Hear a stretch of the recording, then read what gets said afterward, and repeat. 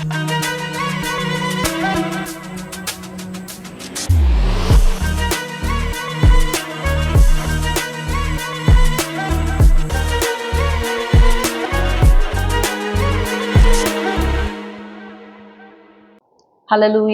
கர்த்தருடைய நாமம் பரிசுத்தப்படுவதாக. இந்த நாளிலும் இந்த செய்தியை கேட்டுக்கொண்டிருக்கிற ஒவ்வொருவரையும் ஆண்டவராகிய இயேசு கிறிஸ்துவின் நாமத்தினாலே வாழ்த்துகிறேன். நம் கண்களை மூடி ஆண்டவரை நோக்கி பார்ப்போம். எல்லா நாமத்திலும் நீர் மேலானவர், சர்வ பூமிக்கெல்லாம் ஆண்டவர் நீரே. எல்லா நாமத்திலும் நீர் மேலானவர், சர்வ பூமிக்கெல்லாம் ஆண்டவர் நீரே. பரிசுத்தர் நீர் பரிசுத்தர், பரிசுத்தர் நீர் பரிசுத்தர், பாத்திரர் நீர் பாத்திரர், எல்லா கனத்திற்கும் நீர் பாத்திரர், பாத்திரர் நீர் பாத்திரர், எல்லா மகிமைக்கும் நீர் பாத்திரர்.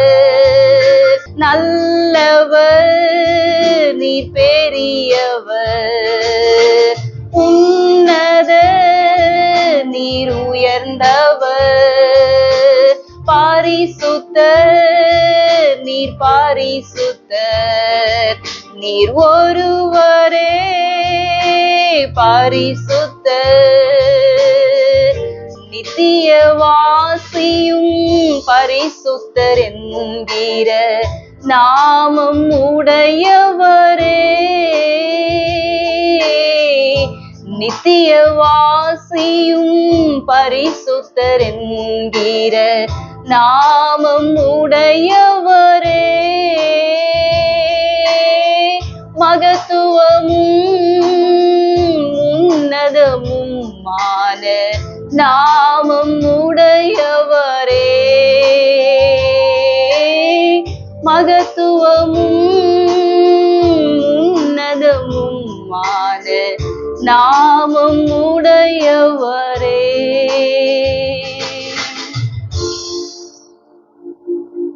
இயேசுவின் மூலம் ஜெபிக்கிறேன் நல்ல பிதாவே, ஆமீன். மத்தேயு 1ஆம் அதிகாரம் 20-21 வசனங்கள். அவன் இப்படி சிந்தித்துக் கொண்டிருக்கையில் கர்த்தருடைய தூதன் சொப்பனத்தில் அவனுக்கு காணப்பட்டு, தாவீதின் குமாரனாகிய யோசேப்பே, உன் மனைவியாகிய மரியாளை சேர்த்துக் கொள்ள ஐயப்படாதே. அவளிடத்தில் உற்பத்தியாய் இருக்கிறது பரிசுத்த ஆவியினால் உண்டானது. அவள் ஒரு குமாரனை பெறுவாள். அவருக்கு இயேசு என்று பெயரிடுவாயாக. ஏனெனில் அவர் தமது ஜனங்களின் பாவங்களை நீக்கி அவர்களை இரட்சிப்பார் என்றான். யோசேப்புக்கும் மரியாளுக்கும் திருமணம் ஒப்பந்தமாயிருக்கு, இன்னும் திருமணம் ஆகல. அப்போ மரியாள் கர்ப்பவதியா இருக்கிறார்ன்ற செய்தியை யோசேப்பு கேள்விப்படுறார். யூத கலாச்சாரத்தின்படி ஒரு பெண் திருமணத்துக்கு முன்னதாகவே கர்ப்பவதியானா அவளை கல்லெறிஞ்சு கொள்ளணும்னு சொல்லி மோசே நியாயப்பிரமாணத்துல சொல்லியிருக்காரு. அதனால மரியாளை அவமானப்படுத்த விருப்பம் இல்லாம ரகசியமா மரியாளை தள்ளிடலான்னு சொல்லிட்டு யோசேப்பு நினைச்சிட்டு இருக்காரு. அப்போதான் காபிரியேல் தூதன் அவருடைய கனவுல தோன்றி இந்த வார்த்தைகளை சொல்றார். மரியாள் பரிசுத்த ஆவியினாலே கர்ப்பவதியா இருக்கிறார். அவர் ஒரு குமாரனை பெறுவார். அவருக்கு இயேசு என்று பெயரிடுவாயாக. அவர் தமது ஜனங்களின் பாவங்களை நீக்கி ரட்சிப்பார்னு சொல்லி சொல்றாரு. இந்த யூத ஜனங்கள் ஆண்டவருக்கு கீழ்ப்படியாம நடந்ததுனால பல காலங்களாக பல அடிமைத்தனத்துக்குள்ளாக இருக்காங்க. ஆனா ஆண்டவர் அவங்களுக்கு ஒரு வாக்குத்தத்தம் பண்ணியிருக்காரு. நிச்சயமாகவே நான் உங்களை இந்த அடிமைத்தனத்திலிருந்து விடுவிப்பேன்னு சொல்லியிருக்காரு. பல தீர்க்க தரிசனங்கள் மேசியா தோன்றுவார், அவர் உங்களை விடுவிப்பார்னு சொல்லியிருக்காங்க. ஏசாயா அந்த மேசியா எப்படி தோன்றுவார்னு ஒரு அடையாளம் சொல்றாரு.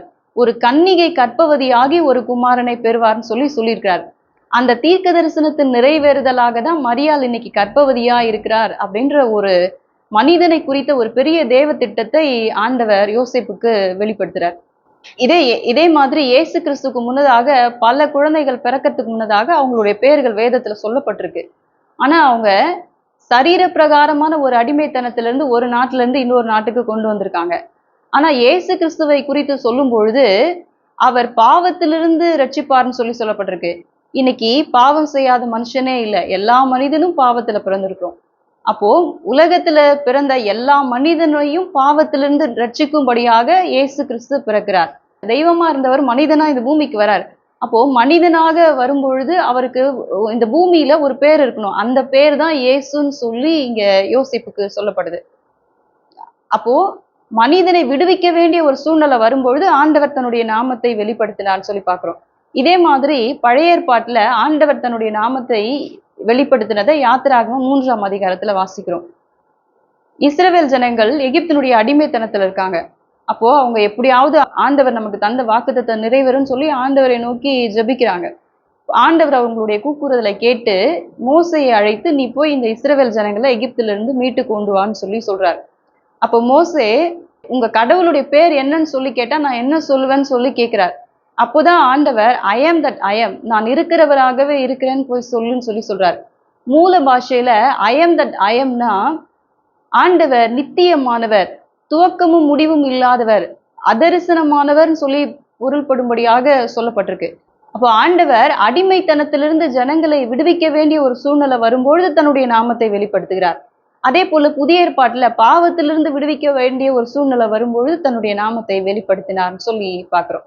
இன்றைக்கு ஆண்டவராக இயேசு கிறிஸ்து மனிதனாக இந்த பூமியிலே அவதரித்த கிறிஸ்துமஸ் நாளை நம்ம இன்னைக்கு நினைவு கூறுறோம். ஒருவேளை அந்த நாள் சரியாக கணிக்கப்படாமல் இருந்தாலும் இயேசு கிறிஸ்துவனுடைய பிறப்பினால் இந்த சரித்திரம் 2ஆக கிறிஸ்துவுக்கு முன் கிறிஸ்துவுக்கு பின் சொல்லி பிரிக்கப்பட்டதுன்னு சொல்லி நம்ம அறிந்திருக்கிறோம். அவருடைய நாமத்தினாலதான் இன்னைக்கு இந்த உலகத்துல பிறந்த எல்லாருக்கும் ரட்சிப்புன்னு சொல்லி பேதுரு எழுதுறார். இன்றைக்கு வேதத்தை அறிந்திருக்கிற நாம் கடவுளை குறித்த பல நாமங்களை நம்ம அறிந்திருக்கிறோம். ஆண்டவர் யெகோவா ஷாலும், யெகோவா ஷம்மா, யெகோவா நிஸ்ஸி, யெகோவா ஈலியோன்னு சொல்லி பல நாமங்களை அறிந்திருக்கிறோம். அதனுடைய பொருளையும் நம்ம இன்னைக்கு அறிந்திருக்கிறோம். அதெல்லாம் பரிசுத்தவான்கள் தங்களுடைய வாழ்க்கையில அவங்க சந்திச்ச அனுபவத்தினால ஆண்டவருக்கு ஒரு பேர் சொல்லியிருக்காங்க. ஆனா இன்னைக்கு இவைகளையெல்லாம் அறிந்திருக்கிற நம்முடைய வாழ்க்கையில நாம் இன்றைக்கு இயேசுவை எப்படி அறிந்திருக்கிறோம் என்பதை குறித்து நம்ம இன்னைக்கு 3 காரியங்களை தியானிக்க போறோம். இன்றைய செய்தியினுடைய தலைப்பு, உன் வாழ்க்கையில் இயேசு யார்? Who is Jesus in your life? முதலாவதாக, God revealed himself as eternal to those who believe in him. கடவுள் தம்மை விசுவாசித்தவர்களுக்கு தாம் நித்தியமானவர் என்பதை வெளிப்படுத்தினார். யாத்திராகமம் 15ஆம் அதிகாரம் 2-3 வசனங்கள். கர்த்தர் என் பலனும் என் கீதமுமானவர், அவர் எனக்கு ரட்சிப்புமானவர், அவரே என் தேவன், அவருக்கு வாசஸ்தலத்தை ஆயத்தம் பண்ணுவேன், அவரே என் தகப்பனுடைய தேவன், அவரை உயர்த்துவேன். கர்த்தரே யுத்தத்தில் வல்லவர், கர்த்தர் என்பது அவருடைய நாமம். இந்த இஸ்ரவேல் ஜனங்கள் எகிப்திலிருந்து கானானை நோக்கி பிரயாணப்படுறாங்க. அவங்களுடைய வாழ்க்கையில அவங்க சந்திச்ச முதலாவது தடை செங்கடல். இப்ப இவங்க ஆண்டவர் செங்கடலை 2ஆக பிளந்து இவர்களை செங்கடலை கடக்க பண்ணுகிறார். இவங்க உலர்ந்த தரையில செங்கடலை கடந்து போயிட்டாங்க. நீங்க உங்க ஆண்டவரை ஆராதிக்க போங்கன்னு சொல்லி அனுப்பின பார்வோன் இப்ப இருதய கடினப்பட்டு திரும்பவுமாக சேனைகளோடு இவங்களை பின்தொடர்ந்து வரான். பார்வோனும் அவனுடைய சேனைகளும் செங்கடலுக்கு நடுவுல இருக்கும் பொழுது இஸ்ரவேலர் கடந்துட்டாங்க. இப்போ சமுத்திரம் திரும்பவும் 2 ஒன்று சேருது. அப்போ பார்வோனுடைய சேனைகள் எல்லாம் அந்த சமுத்திரத்திலே மூழ்கடிக்கப்பட்டதுன்னு சொல்லி சொல்லப்படுது. எகிப்தியர் எல்லாரும் செத்து அவங்களுடைய பிரேதங்கள் கரையிலே மிதந்ததை இஸ்ரவேலர்கள் கண்டார்கள் சொல்லி வசனம் சொல்லுது. பல வருஷங்களாக தன்னுடைய வாழ்க்கையில அடிமைப்படுத்தி வைத்திருந்த அந்த எகிப்தியரை ஒரு சர்வாதிகாரம் நிறைந்த அந்த அதிகாரத்திலிருந்து ஆண்டவர் தங்களை விடுவித்தார் என்பதை தான் அவங்க ஒரு பாடலா பாடுறாங்க. ஒரு இரும்பு குண்டை நம்ம கடல்ல போட்டா எப்படி திரும்ப எடுக்க முடியாதோ, அது போல இந்த எகிப்தியர் அவங்க யாரும் இனி தன்னுடைய வாழ்க்கையில அவங்க பார்க்க முடியாதபடிக்கு எல்லாரையும் ஆண்டவர் சங்கரித்தாருன்னு சொல்லிட்டு இந்த பாட்டை பாடுறாங்க. அப்போதான் அவருடைய பேர் என்னன்னா கர்த்தர் என்பது அவருடைய நாமம் சொல்லி சொல்றாங்க. இந்த 3ஆம் அதிகாரத்துல ஐ ஆம் தட் ஐ ஆம் சொல்லி சொன்னப்பட்டது யாவேன்னு சொல்லி மூல பாஷையில அந்த பெயர் பயன்படுத்தப்பட்டிருக்கு. யாவேனா கடவுளுடைய நாமம். இஸ்ரவேலர் தன்னுடைய நாவினால கடவுளுடைய பேரை உச்சரிக்க மாட்டாங்க. அதனால அதற்கு இணையான ஒரு சொல் இந்த 15ஆம் அதிகாரத்துல பயன்படுத்தப்பட்டிருக்கு. அடோனைன்னு சொல்லி சொல்லப்பட்டிருக்கு. அடோனைனாலும் ஆண்டவர் நித்தியமானவர், அவர் தாமாகவே உருவானவர் சொல்லி பொருள்படும்படியாக சொல்லப்பட்டிருக்கு. அப்போ நித்தியமானவர் வல்லமையான காரியங்களை செய்து எங்களுக்கு வெற்றியை தந்தார்னு சொல்லி ஆண்டவரை புகழ்ந்து பாடுறாங்க. ஆனா ஆண்டவர் இவங்கள அழைக்கிறார் கானான் தேசத்துக்கு. எதற்காக அழைத்தார்ன்னு சொன்னா, மோசே பார்வோனிடத்துல போய் சொல்லும் பொழுது, என் ஜனங்களை ஆராதிக்கும்படியாக அனுப்புன்னு சொல்லிட்டு, ஏறக்குறைய 10 முறை திரும்ப திரும்ப அதே வார்த்தைங்கள போய் சொல்றார். இப்போ இன்னைக்கு வந்து இந்த இஸ்ரவேல் ஜனங்கள் தன்னுடைய வாழ்க்கையில ஒரு பெரிய வெற்றிய பார்த்திருக்காங்க. அதனால சந்தோஷமா ஆண்டவர புகழ்ந்து பாடி ஆராதிக்கிறாங்க. ஆனா இவங்க எகிப்தினுடைய அடிமைத்தனத்துல இருக்கும்பொழுது, ஆண்டவர் இவங்கள ஆராதிக்க வான்னு சொல்லி கூப்பிடுறாரு. அப்போ ஒரு அடிமைத்தனத்துக்குள்ள கூக்குரல்ல இருக்கிறவங்க என்ன ஆண்டவர அவங்க ஆராதிக்க முடியும்? ஆண்டவர் எப்படிப்பட்ட ஆராதனையை அங்க முக்கியப்படுத்துகிறார்ன்னு சொல்லி பார்த்தோம்னா, ஆண்டவர் ஆதியிலே இந்த வானம், பூமி, உலகத்தை எல்லாம் மனிதன் உயிர் வாழ்வதற்கு தேவையான சகல காரியங்களும் படைச்சுட்டு மனுஷனை படைக்கிறார். தான் படைத்த எல்லா கிரியைகளின் மேலும் மனுஷனுக்கு ஆளுகை தந்து ஏதேன்ல வைக்கிறார். இந்த தோட்டத்துல இருக்கிற எல்லா விருட்சத்தின் கனியும் நீ புசிக்கலாம். ஆனா நன்மை தீமை அறியத்தக்க கனியை மாத்திரம் புசிக்காத. இதை புசிக்கிறனால நீ சாகவே சாவாயின்னு சொல்லி சொல்றார். ஆனாலும் மனுஷன் ஆண்டவருடைய கட்டளையை மீறி விளக்கப்பட்ட கனியை புசிச்சதுனால இப்ப ஏதேன்ல இருந்து அவன் துரத்தப்படுறான். ஏதேன்ல இவர்கள் இருக்கும் ஆதாமும் ஏவாளும் ஏதேன்ல இருக்கும் பொழுது தினம் ஆண்டவர் அவங்களோடு கூட வந்து உலாவி அவங்களோடு கூட பேசுறார். இப்ப இவங்க ஏதேனை விட்டு போயிட்ட பிறகு ஆண்டவருக்கும் இவங்களுக்கும் இருக்கிற உறவு துண்டிக்கப்பட்டுச்சு. உறவிலே திரும்பவும் ஆண்டவரோடு உள்ள உறவிலே திரும்ப ஐக்கியப்படும்படியாய் ஆண்டவர் அவர்களை அழைக்கிறார்னு சொல்லி நம்ம பார்க்கிறோம். ஏன்னா இந்த பூமியில படைக்கப்பட்ட பறவைகள், மிருகங்கள், ஊரும் பிராணிகள் எதுவுமே வந்து ஆண்டவரோட ஐக்கியப்படும்படியா படைக்கப்படல. மனிதன் மாத்திரம்தான் அவருடைய சாயலின்படி அவருடைய ரூபத்தின்படி படைக்கப்பட்டிருக்கான். ஆண்டவரோடு கூட ஐக்கியப்படும்படியா படைக்கப்பட்டிருக்கான். அதனால திரும்பவுமாக ஆண்டவர் அந்த ஆதி பிரதிஷ்டைக்கு அவர்களை அழைக்கிறார். இப்போ ஆண்டவர் தன்னோடு கூட மனிதன் ஐக்கியப்படுவதுதான் அவரை ஆராதிப்பது என்று சொல்லுகிறத நம்ம இந்த வேத பகுதியிலிருந்து பார்க்கிறோம். இந்த இஸ்ரவேல் ஜனங்கள் ஆண்டவரை அறிந்திருந்தாங்க. அவர் இந்த வானம் பூமியை படைத்தவர், அவர் அழிவில்லாதவர், எல்லாவற்றையும் அவங்க அறிந்திருந்தாங்க. நான் இன்னைக்கு சந்திக்கிற என்னுடைய பிரச்சனையிலிருந்து அவர் என்னை விடுவிக்க முடியும்னு சொல்லி ஆண்டவரை விசுவாசிச்சாங்க. ஆனா அவரோடு கூட அவங்களுக்கு ஐக்கியம் இல்லை. அது போல இன்னைக்கு இந்த செய்தியை கேட்டுக்கொண்டிருக்க நீங்க உங்களுடைய வாழ்க்கையில கடவுளை குறித்த அறிவுள்ளவர்களாய் இயேசுதான் தெய்வம் சொல்லி நீங்க அறிந்திருக்கலாம். இன்னைக்கு அவரை நான் நம்பினேன்னா அவர் எனக்கு இந்த விடுதலையை தருவாருன்னு சொல்லி நீங்க விசுவாசிக்கலாம். ஆனா அவரோடு கூட ஒரு உறவில்லாதவர்களா இது வரைக்கும் நீங்க வாழ்ந்திருக்கலாம். இன்னைக்கு ஆண்டவருடைய சமூகத்துல நீங்க ஒப்பு கொடுங்க. ஒருவேளை நீங்க விசுவாசிக்கிறதோட மாத்திரம் ஆண்டவருக்கும் உங்களுக்கும் இருக்கிற உறவை நீங்க லிமிட் பண்ணிக்க முடியும். நீங்க விசுவாசிக்கிறதுனால உங்களுடைய பிரச்சனைகள்ல இருந்து நீங்க விடுபட முடியும். நீங்க விசுவாசிக்கிறதுனால நீங்க எதிர்பார்க்கிற காரியங்களை எல்லாம் பெற்றுக்கொள்ள முடியும். ஆனா அதுக்காக நீங்க இந்த பூமியிலே உருவாக்கப்பட்டவர்கள் அல்ல. இன்னைக்கு இயேசு கிறிஸ்து பிறந்த நாளை நினைவு கூறுகிற இந்த நாள்ல நான் என்னுடைய முழு இருதயத்தோடு உம்மை ஆராதிக்கும்படியாய், நீர் படைத்த நோக்கத்தை நிறைவேற்றும்படியாய் நான் இன்னைக்கு என்னை உங்களிடத்துல அர்ப்பணிக்கிறேன்னு சொல்லி நீங்க ஒப்பு கொடுக்கும் பொழுது, அன்றைக்கு இஸ்ரவேல் ஜனங்களுடைய வாழ்க்கையிலே வல்லமையான காரியங்களை செய்த நித்தியமானவர் உங்களுடைய வாழ்க்கையிலும் வல்லமையான காரியங்களை செய்து மகிமைப்படுவார். இரண்டாவதாக, God revealed himself as wonderful to those who dedicated to him. கடவுள் தன்னை அர்ப்பணித்தவர்களுக்கு தாம் அதிசயமானவர் என்பதை வெளிப்படுத்தினார். ஏசாயா 9ஆம் அதிகாரம் 6ஆம் வசனம். நமக்கு ஒரு பாலகன் பிறந்தார், நமக்கு ஒரு குமாரன் கொடுக்கப்பட்டார், கர்த்தத்துவம் அவர் தோளின் மேல் இருக்கும், அவர் நாமும் அதிசயமானவர், ஆலோசனை கர்த்தர், வல்லமையுள்ள தேவன், நித்திய பிதா, சமாதான பிரபு எனப்படும். இந்த ஏசாயா தீர்க்கதரிசன புஸ்தகம் புதிய ஏற்பாட்டினுடைய நிழல்னு சொல்லி சொல்லப்படுது. ஏன்னா ஆண்டவராகிய இயேசு கிறிஸ்துனுடைய பிறப்பு, அவருடைய வளர்ப்பு, பாடு, மரணம், அவருடைய நியாய தீர்ப்பு எல்லாமே சொல்லப்பட்டதுனால புதிய ஏற்பாட்டினுடைய நிழல்னு சொல்லி சொல்லப்படுது. இந்த 9ஆம் அதிகாரத்துல ஏசாயா இயேசு கிறிஸ்துனுடைய பிறப்பை குறித்து எழுதுறார். கலிலேயா வந்து மிகவும் ஒடுக்கப்பட்ட ஒரு நாடு. பிற்காலங்கள்ல ஆண்டவர் கலிலேயாவையும் அதை சுற்றி இருக்கிற பகுதியையும் ஆண்டவர் மகிமைப்படுத்துவார். மரண இருள்ல இருக்கிற ஜனங்கள் எல்லாம் ஒரு பெரிய வெளிச்சத்தை காண்பார்கள். எப்படின்னா அப்போதான் இயேசு கிறிஸ்துனுடைய பிறப்பை குறித்து சொல்றார். நமக்கு ஒரு பாலகன் பிறந்தார், நமக்கு ஒரு குமாரன் கொடுக்கப்பட்டார், கர்த்தத்துவம் அவருடைய தோளின் மேல இருக்கும்னு சொல்லி சொல்றார். அவருடைய வார்த்தையின்படியே ஆண்டவராக இயேசு கிறிஸ்து கலிலேயாவிலே வாசம் பண்ணினார் சொல்லி வசனத்துல சொல்லப்பட்டிருக்கு. இங்க ஆண்டவருடைய நாமங்களாக 5 நாமங்களை எழுதுகிறார்.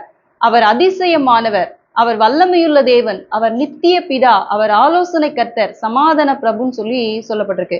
ஆண்டவர் வல்லமையானவர், நித்திய பிதான்றது ஏற்கனவே மோசேக்கும் இஸ்ரவேல் ஜனங்களுக்கும் வெளிப்படுத்தப்பட்டுச்சு. அதை இல்லாம புதிதாக 3 நாமங்கள் இங்க ஏசாயாவுக்கு வெளிப்படுத்தப்படுது. அதுல ஆலோசனை கர்த்தர், சமாதான பிரபுன்னு சொல்லப்பட்டது பரிசுத்த ஆவியானவருக்கு சொல்லப்பட்ட நாமங்கள்.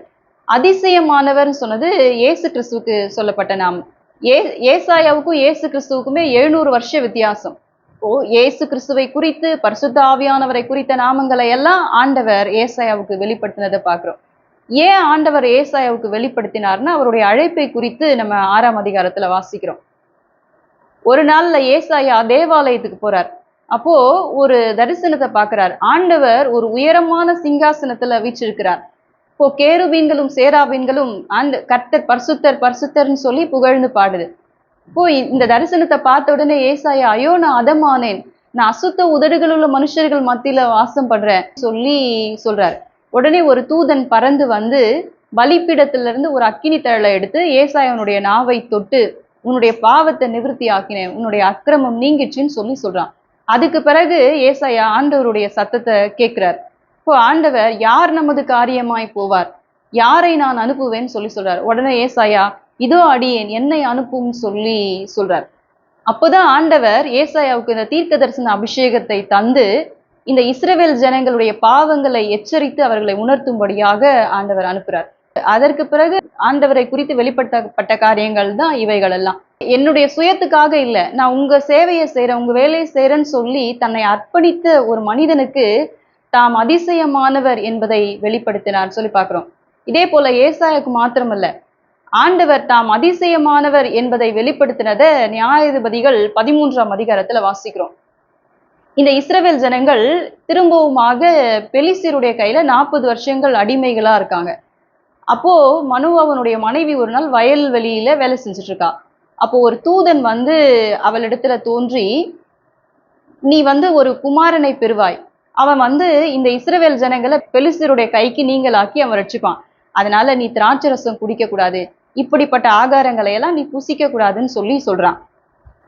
இவங்களுக்கு ரொம்ப நாளா பிள்ளை இல்லை, அதனால அவ போய் தன்னுடைய கணவனிடத்துல சொல்றா.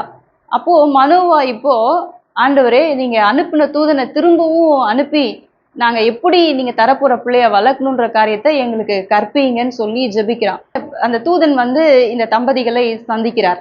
மனோவா அந்த தூதனிடத்துல, நான் உங்களுக்கு கொஞ்சம் ஆகாரம் கொண்டு வரேன், நீங்க புசிச்சுட்டு போங்கன்னு சொல்லி சொல்றான். இப்ப அந்த தூதன் சொல்றான், நீ பலி செலுத்துறதா இருந்தா உன்னுடைய சர்வாங்க தகன பலியை கர்த்தருக்கு செலுத்துன்னு சொல்லி சொல்றான். உடனே மனோவா சொல்றான், நான் கர்த்தருக்கு பலி செலுத்துறேன், ஆனாலும் நீங்க சொன்ன வார்த்தை எங்களுடைய வாழ்க்கையில நிறைவேறும்பொழுது உங்களை கனம் பண்ணும்படி உங்களுடைய பேர் என்னன்னு சொல்லி கேட்கிறான். அப்போதான் அந்த தூதன் சொல்றாரு, நீ என்னோட நாமத்தை ஏன் நீ கேட்கிற, அது அதிசயமாமேன்னு சொன்னான்னு சொல்லப்பட்டிருக்கு. இயேசு கிறிஸ்து தான் அன்றைக்கு அவர்களிடத்துல வெளிப்பட்டார்னு சொல்லப்படுது. அதுக்கு பிறகு மனோவா சர்வாங்க தகன பலிகளை செலுத்துறான். அந்த பலியிலிருந்து ஒரு அக்கினி தோன்றுது, அந்த அக்கினியில அந்த தூதன் ஏறி அவர் மறைந்து போனார்னு சொல்லப்படுது. அதுக்கு பிறகு அவங்க ஆண்டவரை தரிசித்தோம்னு சொல்லி ஆண்டவரை தொழுது கொள்றாங்க. அப்போ ஆண்டவர் ஒரு பிள்ளை தருவேன்னு சொன்ன உடனே தேசத்துக்காக அவருடைய சேவையை செய்வதற்காக நாங்க எப்படி அந்த பிள்ளைய வளர்க்கணும், எப்படி உங்களுக்காக நாங்க ஒப்பு கொடுக்கணும்னு சொல்லி தன்னை அர்ப்பணித்த ஒரு குடும்பத்துக்கு ஆண்டவர் தான் அதிசயமானவர் என்பதை வெளிப்படுத்தினார்னு சொல்லி நம்ம பார்க்கிறோம். அது போல இன்னைக்கு இந்த செய்தியை கேட்டுக்கொண்டிருக்க நீங்க, உங்களுடைய வாழ்க்கையில இன்னைக்கு நீங்க ஆண்டவர் அதிசயமானவர்னு அவருடைய நாமத்தை மாத்திரம் நீங்க ஒரு சாதாரணமா நீங்க இன்னைக்கு அறிந்தவர்களா நீங்க இன்னைக்கு வாழ்ந்து கொண்டிருக்கலாம். ஏசாயாவை போல நீங்க இன்னைக்கு உங்களுடைய சேவையை செய்ய நான் என்னை அர்ப்பணிக்கிறேன்னு சொல்லி நீங்க இன்னைக்கு உங்களை ஒப்பு கொடுக்கும் பொழுது ஆண்டவர் உங்களை அபிஷேகித்து நடத்துவார். மனோவா தம்பதியை போல இன்னைக்கு நீங்க குடும்பமாய் உங்களை அர்ப்பணிக்கும் பொழுது உங்களுடைய குறைவுகளை நிறைவாக்கி ஆண்டவர் வழி நடத்துவார். மூன்றாவதாக, God revealed himself as ideal to those who passionate for him. கடவுள் தன் மீது வைராக்கியம் உள்ளவர்களுக்கு தன்னை மேலானவராக வெளிப்படுத்தினார்.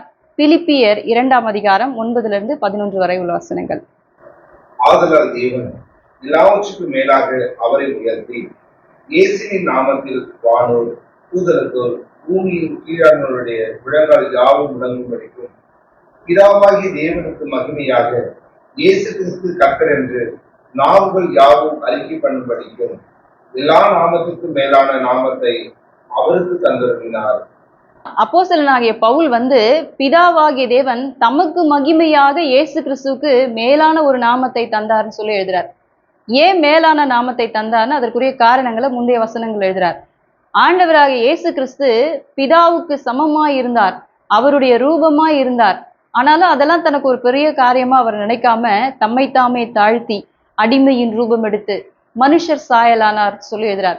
இன்னொரு வசனத்துல பாவ மனித சாயலை அவர் தரித்தவரானார்னு சொல்லி சொல்லப்பட்டிருக்கு. இன்னைக்கு நம்ம எல்லாரும் பாவத்துல பிறந்திருக்கிறோம். நமக்கெல்லாம் இன்னைக்கு எப்படி ஒரு சரீரம் இருக்கோ அது போல இயேசு கிறிஸ்து தெய்வம்ன்ற நிலையிலிருந்து மனிதன்ற நிலைக்கு அவர் தன்னை தாழ்த்தினார்னு சொல்லி சொல்லப்படுது. அப்போ அவருக்குள்ள தாழ்மை இருந்தது.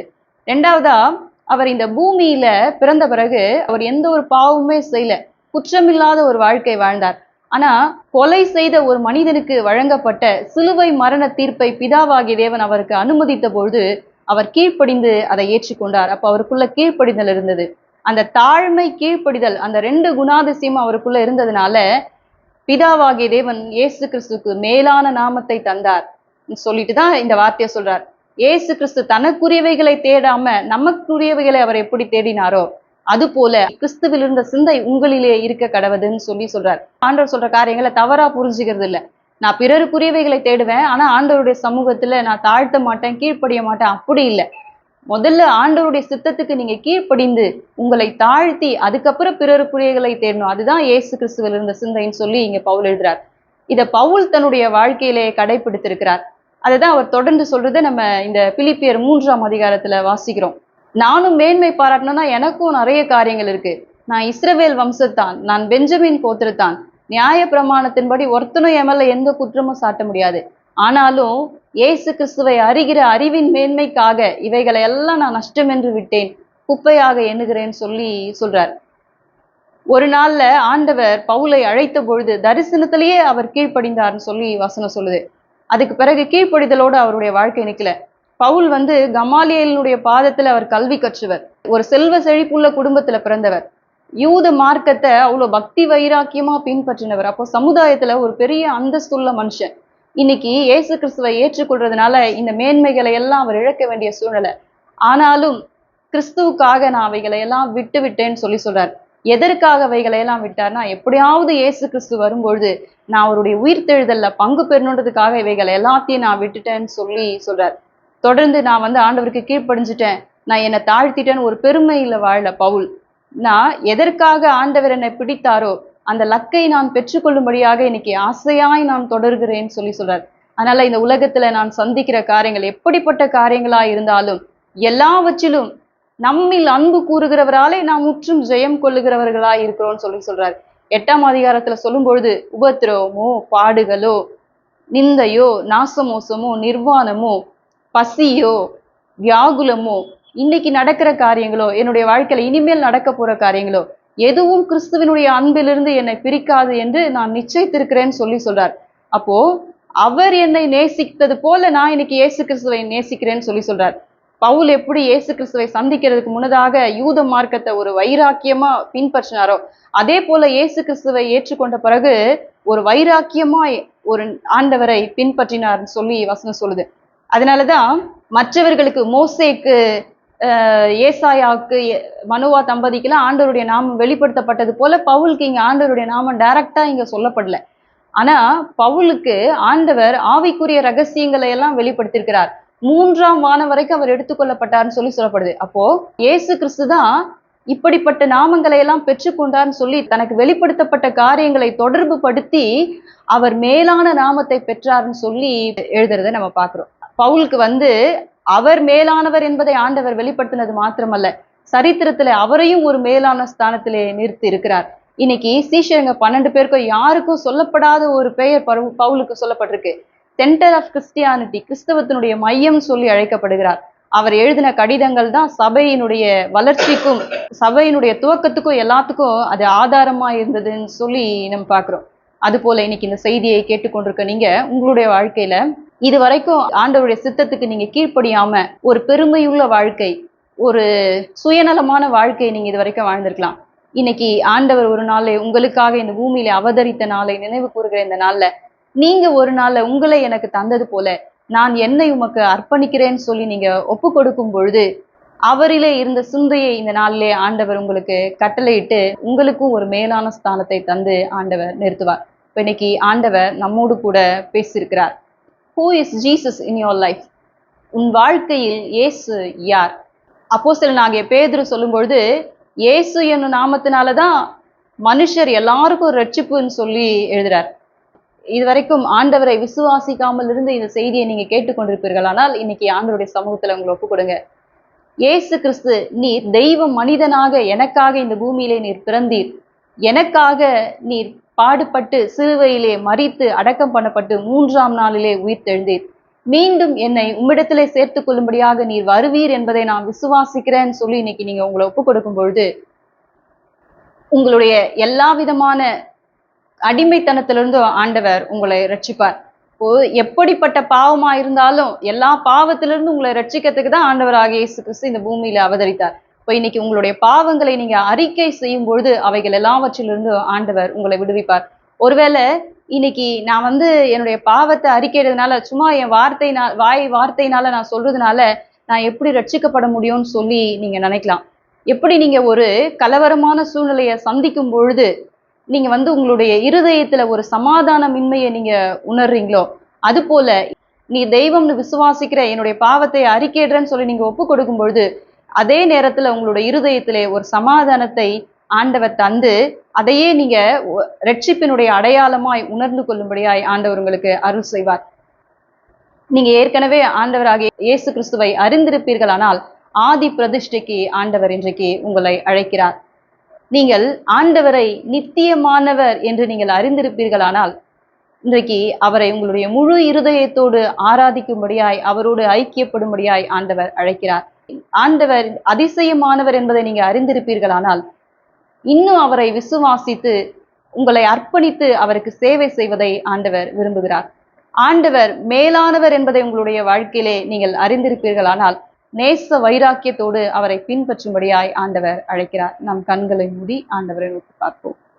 அவர் நாமமே மதுரமாதே, அவர் நாமத்தில் சுகமுண்டே, அவர் நாமமே மதுரமாதே, அவர் நாமத்தில் சுகமுண்டே.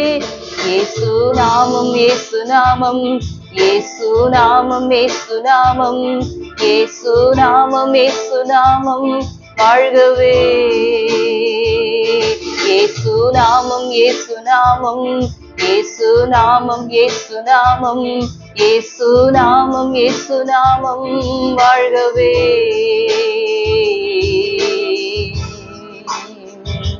Alleluia, Alleluia, Alleluia, Alleluia, Yahweh, Alleluia, Yahweh, Alleluia. உங்க நாமம் உயரணும், இன்று மேன்மை அடையணும், பாடுவேன் பாடுவோம் அல்லேலூயா. உங்க நாமம் உயரணும், இன்று மேன்மை அடையணும், பாடுவேன் பாடுவோம் அல்லேலூயா. பரிசுத்த பிதாவே, இந்த திருக்குமாரனாகிய இயேசு கிறிஸ்துவின் நாமத்தினாலே மீண்டுமாய் உங்களுடைய சமூகத்துக்கு வருகிறோம். இம்மட்டுமாய் உங்களுடைய வார்த்தையின் மூலமாக நீர் எங்களோடு கூட பேசினதற்காக உமக்கு நன்றி செலுத்துகிறோம். இப்போதும் இந்த செய்தியை கேட்டுக்கொண்டிருக்கிற ஒவ்வொருவரையும் உடைய கரத்தில் ஒப்புக் கொடுக்கிறேன். அப்பா, ஒரு நாளிலே உமக்கு பிரியமாயிருந்த ஒரே பேரான குமாரனை எங்களுக்காக நீர் தந்ததற்காக இந்த நாளிலே உமக்கு நன்றி செலுத்துகிறோம். நீர் நித்தியமானவர் என்பதை அறிந்திருக்கிறவர்கள் முழு இருதயத்தோடு இன்னும் உம்மை ஆராதிக்க, உம்மோடு இருந்த அந்த ஐக்கியத்திலே அவர்கள் திரும்பவும் கட்டப்பட இந்த நாள்ல நீங்க உதவி செய்யுங்க. ஏசாயாவை போல, மனோவா தம்பதியாரை போல தன்னை அர்ப்பணித்து உமக்காய் சேவை செய்கிற ஒரு இருதயத்தை இந்த நாள்ல நீங்க ஒவ்வொருவருக்கும் கட்டளையிடுங்க.